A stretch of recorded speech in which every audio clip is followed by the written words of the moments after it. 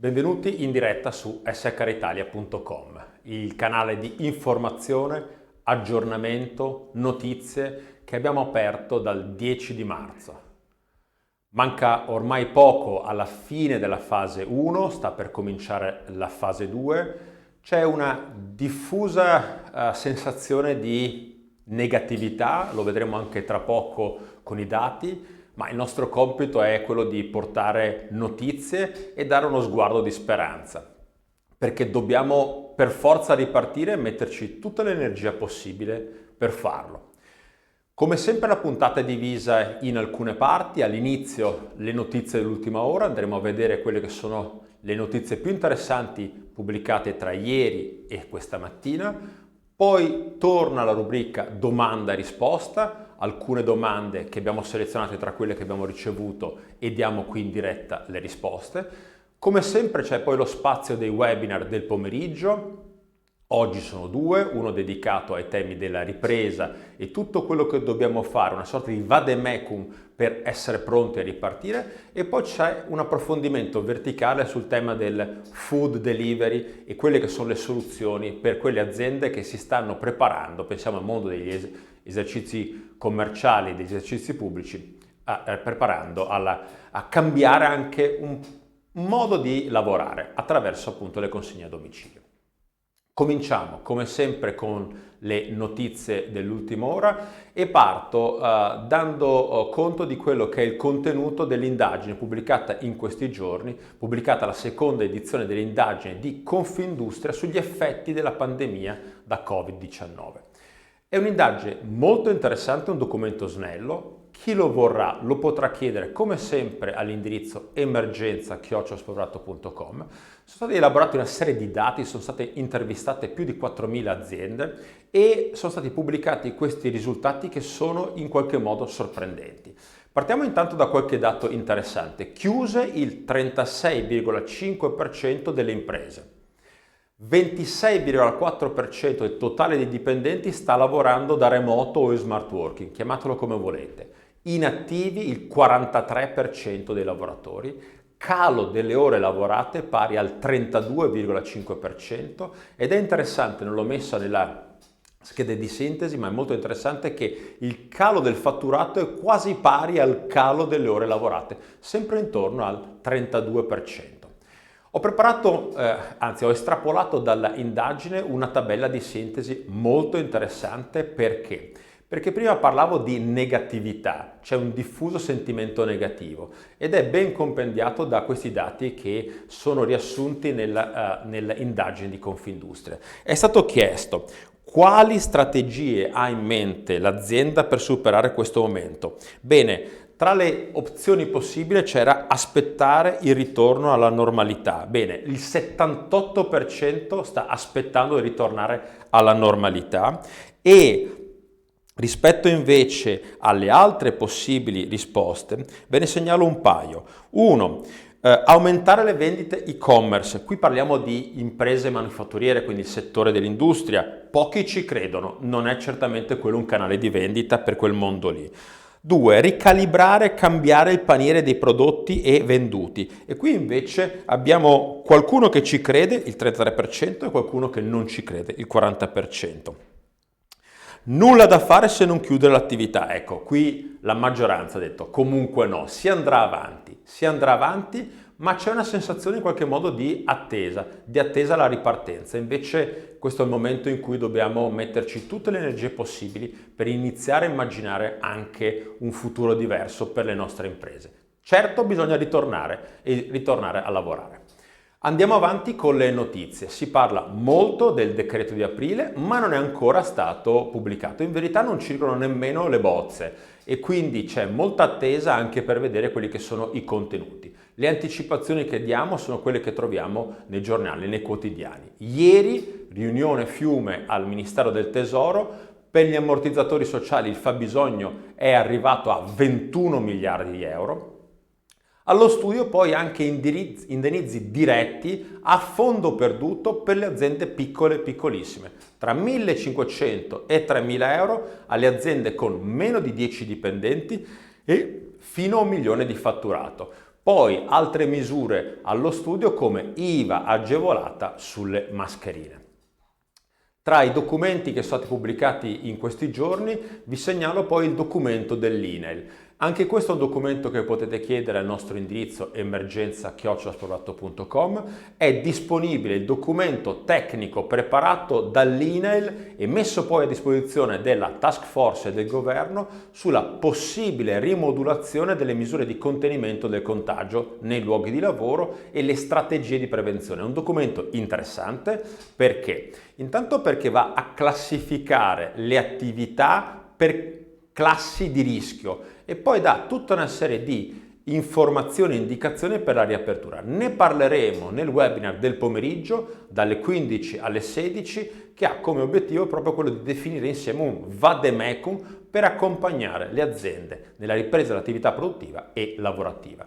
Tre temi che sono oggi di grande attualità, c'è quello della obbligatorietà o meno dei test sierologici. Molti stanno adottando questa misura attraverso screening di massa. Anche qui una segnalazione: con ordinanza del 19 di aprile numero 39, il Presidente della Regione Toscana ha dato indirizzi e raccomandazioni per l'esecuzione dei test sierologici in Regione.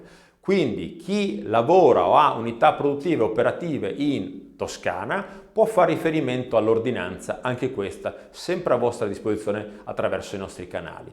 È interessante questa ordinanza per diverse ragioni, perché tra le misure di contenimento che devono essere adottate nei luoghi di lavoro indica la distanza di 1,8 metri. Ognuno può fare quello che vuole, un metro per il governo, 1,5 metri per altre regioni, 1,80 m per la Toscana. Da tutti si sta chiedendo uniformità, ma intanto 1,5 metri negli ambienti lavorativi e commerciali. Obbligo di utilizzo delle mascherine al lavoro e obbligo di sottoscrizione di un protocollo anticontagio da inviare alla regione entro 30 giorni. Quindi le aziende con unità operative o produttive in Toscana sappiano che hanno anche questi adempimenti. Pasquale Tridico, sappiamo tutti chi è il presidente dell'INPS.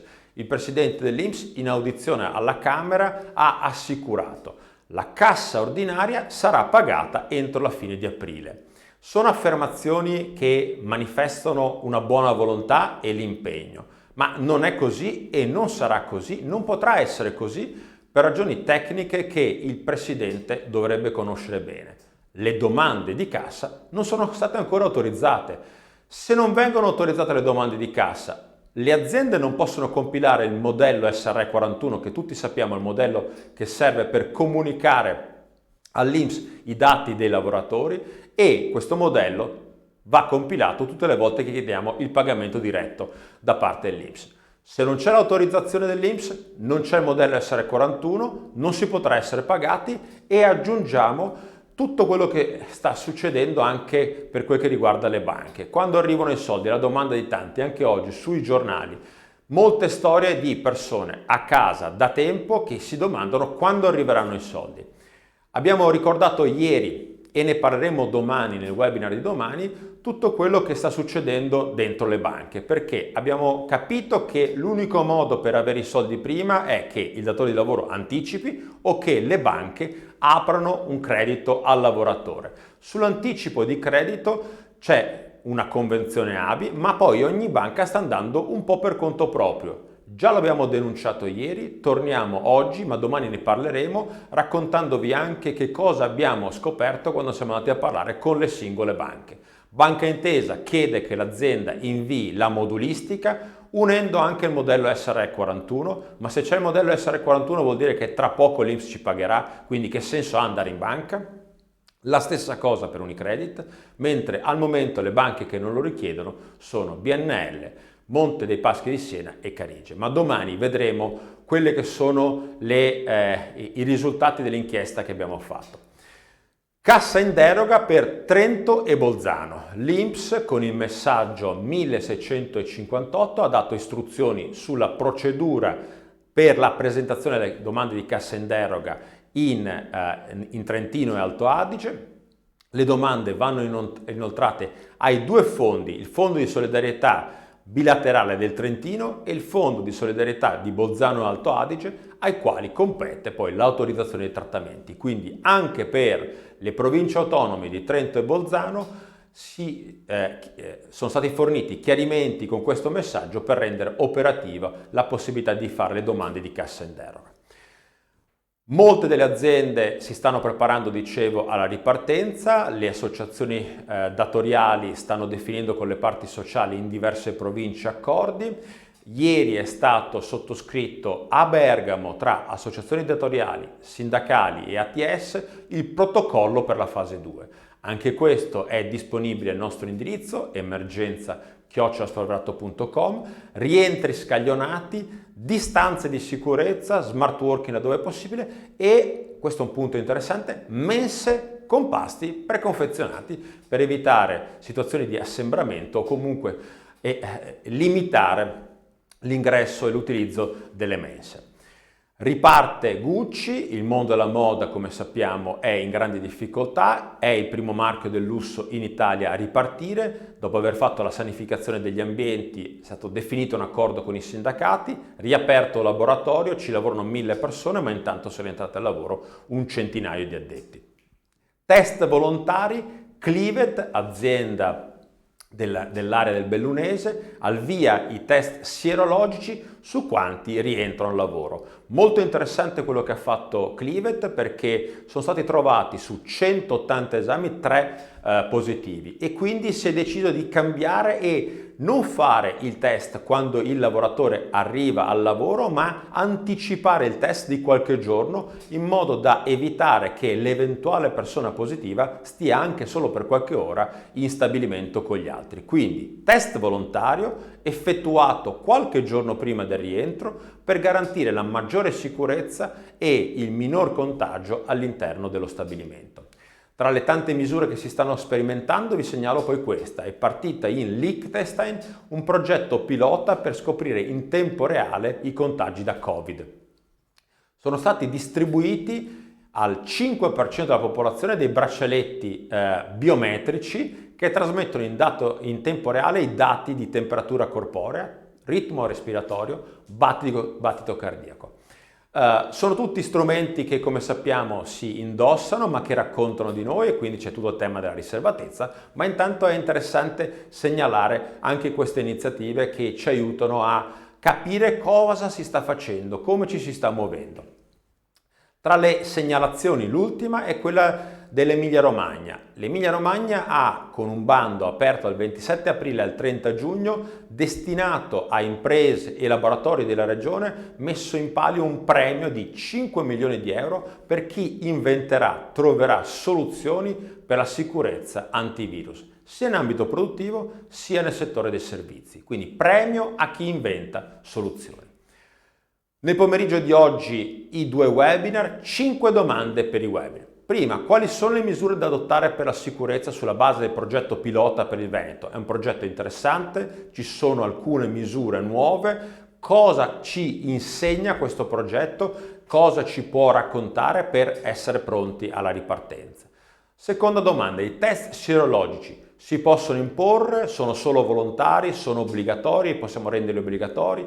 Le barriere tra lavoratori sono obbligatorie, si parla tanto di barriere di separazione anche nel mondo dei servizi, degli studi professionali, sono obbligatorie o no? Quante mascherine devo dare ai dipendenti? E poi il webinar delle 17 con me, se volessimo avviare un servizio di consegna a domicilio senza usare le app, quanto mi costerebbe e quali rischi mi prenderei? È solo un'ora, ma sarà un'ora davvero interessante perché ho fatto tutta un'analisi su quelle che sono, come funzionano le app e quelle che sono le misure alternative se un'azienda volesse mettere in piedi da sé il servizio. Ho preparato una serie di dati anche di costo che ci aiutano a capire ma quanto costa il servizio alle aziende, è conveniente farlo internamente, è conveniente usare le app o c'è una terza via e vedremo qual è la terza via che suggerirò. Questi sono gli appuntamenti del pomeriggio. Bene, poi spazio alle domande. Continuiamo a ricevere domande sia al nostro portale espertolavoro.com sia a emergenza@sfavrazzo.com. Certamente non sono più le decine e decine di domande dell'inizio, la fase di picco emergenziale è finita. Molte domande cominciano a guardare al futuro, molte anche quelle che riguardano la ripresa e la possibilità di fare nuove assunzioni, questo dà fiducia, ma la selezione di oggi riguarda sempre il tema delle casse. E allora, 5 domande, 5 risposte. Pensione e cassa. I pensionati, lavoratori dipendenti, vanno in cassa ordinaria, in FIS, in fondo per artigianato, in cassa in deroga? La risposta è sì. E al lavoratore pensionato che sia collocato in cassa si applica lo stesso regime di cumulo di pensione e retribuzione in atto prima del collocamento in cassa, perché la retribuzione è qui va equiparata all'indennità a carico dell'INPS. Quindi i pensionati vanno in cassa con le stesse regole del cumulo tra retribuzione e pensione. Cassa ordinaria per part-time. Nel caso ci siano lavoratori a part-time e a tempo pieno, va presentata una sola domanda o 2 domande? E anche qui l'INPS ha dato i chiarimenti. Le domande che stiamo oggi illustrando sono domande che sono state fatte alla sede direzionale dell'INPS del Veneto e sono state poi condivise tra tutti i consulenti del lavoro attraverso gli ordini. Quindi sono domande in qualche modo certificate. Sono risposte che comunque avevamo dato anche noi durante tutti questi mesi, ma è importante che ci sia la conferma. Si presenta un'unica domanda per tutti i beneficiari, sia part-time sia a tempo pieno, indicando come orario quello risultante tra la media dei lavoratori a tempo pieno e dei lavoratori a tempo parziale. CIGO per apprendisti. Nel caso ci siano apprendisti si presenta una sola domanda oppure 2 per qualificati apprendisti. E qui la risposta dell'INPS è chiara, si può presentare anche un'unica domanda per tutti i beneficiari, essendo stata semplificata rispetto al passato la procedura. Infine l'ultima domanda, cassa in deroga per zona rossa. Devo inoltrare una domanda di cassa in deroga per un'azienda con unità produttiva fuori zona rossa, ma con uno dei 100 dipendenti residenti in uno dei comuni della zona rossa, che ricordiamo sono per il Veneto Vo e sono i 10 comuni della Lombardia di cui al decreto ancora di inizio marzo. La domanda che ci è stata fatta è: devo inoltrare un'unica domanda o 2 domande? Quindi ricordo, qui è il caso di un'azienda che ha unità produttiva fuori dai comuni, ma uno o più dipendenti che stanno dentro i comuni della zona rossa, nel caso Veneto di Vo Euganeo. La risposta è 2, sono 2 le domande, una per i lavoratori della ex zona rossa e una per tutti gli altri lavoratori, e sono 2 e sono anche diverse le settimane massime fruibili, perché in Veneto sono 13 per la generalità dei lavoratori e 22 per i lavoratori che hanno domicilio o residenza nei comuni dell'ex zona rossa. Ne aggiungiamo un'altra domanda sul pagamento diretto. Abbiamo inoltrato domanda di cassa ordinaria all'INPS con opzione per l'anticipo carico ditta. Qualora successivamente all'azienda manchi la liquidità per procedere all'anticipo con poi conguaglio, è possibile segnalarlo all'istituto e optare per il pagamento diretto? Le segnalazioni non si fanno. L'INPS ha ricordato che in questo caso o si annulla la domanda e si rifà la procedura, ma significa poi andare in coda, oppure non si può modificare, non si possono fare segnalazioni e il datore di lavoro dovrà trovare il modo di fare l'anticipo e poi portare in conguaglio. Queste sono le domande e le risposte della giornata, ne continuano, dicevo, ad arrivare molte. Chiudiamo la puntata di oggi con una anticipazione. Quella che trovate in sovraimpressione è il programma dell'incontro, del grande incontro che faremo il 6 di ottobre all'Orto Botanico di Padova, che abbiamo chiamato Agenda 2030, Agenda 2030, i 5 temi, i temi chiave per il lavoro. Abbiamo buttato giù e definito il programma, si partirà al mattino per andare a chiudere nel pomeriggio, sarà un grande momento di incontri, confronto, è chiaro che tutti speriamo di poter esserci in tanti, poi vedremo nei prossimi giorni, nelle prossime settimane quali saranno le indicazioni che saranno date. Ottobre è in là e speriamo che a ottobre tutto ritorni alla normalità. Ecco, l'anticipazione che faccio oggi è chi sarà lo speaker che aprirà questo evento. Sarà Matteo Motterlini. Matteo Motterlini è un filosofo e un economista comportamentale. Abbiamo già avuto modo di averlo come ospiti in qualcuno dei nostri eventi. È una figura di grandissima levatura, ha scritto libri davvero molto, molto belli, molto stimolanti, Trappole mentali, La psicoeconomia di Charlie Brown, e soprattutto è una persona che ragiona fuori dagli schemi. A lui abbiamo chiesto di introdurre la giornata aiutandoci a guardare a quello che è successo dal punto di vista dell'economia comportamentale. Sarà stimolante anche per tutti noi che ci occupiamo di lavoro, di organizzazione delle persone e di comportamenti, perché poi al lavoro le persone ci vanno e prendono decisioni sulla base di tante variabili. Con lui ragioneremo e sarà davvero un incontro stimolante. Mi fermo qui, la puntata finisce oggi un po' prima perché? Intanto perché le notizie iniziano ad essere meno numerose rispetto a prima, ma soprattutto perché oggi abbiamo due webinar, uno alle 15 e uno alle 17, e quindi ci saranno due momenti di approfondimenti dedicati. Alle 15 Vademecum per la ripresa, alle 17 Food Delivery e consegna, soluzioni contrattuali per il lavoro. Ci fermiamo qui, a tutti auguro una buona giornata, alle 15 webinar, a domani con la diretta, le ultime puntate, sperando di poter riprendere e ritornare a vederci presto dal vivo.